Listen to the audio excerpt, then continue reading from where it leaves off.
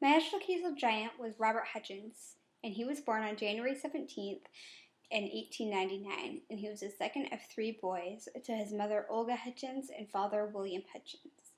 His father was a Presbyterian minister, and then when Robert Hutchins was 12, he became an instructor at Oberlin University in Ohio.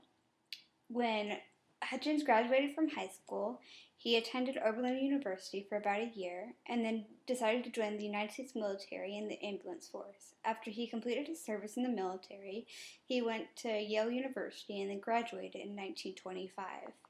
Shortly after, he was selected to be the dean of Yale Law School, and then in 1929 was selected to be the president of the University of Chicago.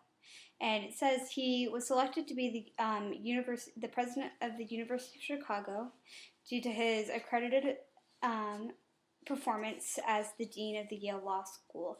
Originally, they had not selected him to be the president because of his age. He was only 30 years old at the time, and the requirements were to be between the ages of 35 and 50, and he didn't meet those requirements, so they originally disregarded him. But then they decided that they'd give him a chance, and so his presidency was from 1929 to 1951. And when he began his presidency there, his main focus was on academics and not athletics. And he tried for several years to eliminate varsity football because he said it was a distraction to education. And he finally succeeded that in 1939 when varsity football was eliminated after several failed seasons.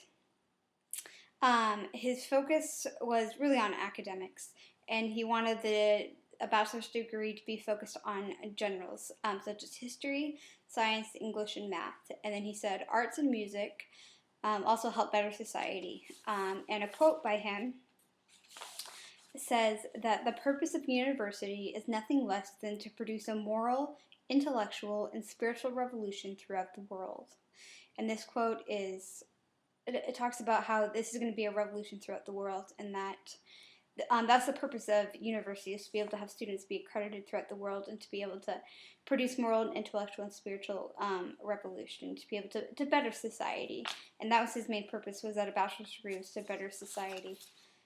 He also says that communication is a primary skill that needs to be developed at a university. And he believes that students need to learn to read and write and be able to have the ability to communicate and discuss certain issues that they have achieved, that they had achieved the essentials and to succeed in life.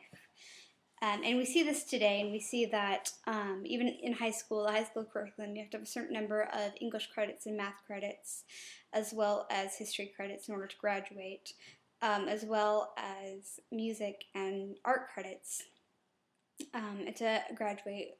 However, we don't see the athletic side to his educational influence. We're focused on athletics as well as academics in society today, but Hutchins believed that it was better that our bachelor's degree should be focused on general education, and we should reserve our master's for specialization. And we see that today as most jobs require a higher degree of education than a bachelor's. We see students having to get masters and even doctorates in order to be competitive in their field of study. And we see this today even at BYU Idaho, as we are required to take our generals through math and history. And his general education has really influenced society today and has really made education something different, to be able to focus on the fundamentals and to be able to help us. So thank you.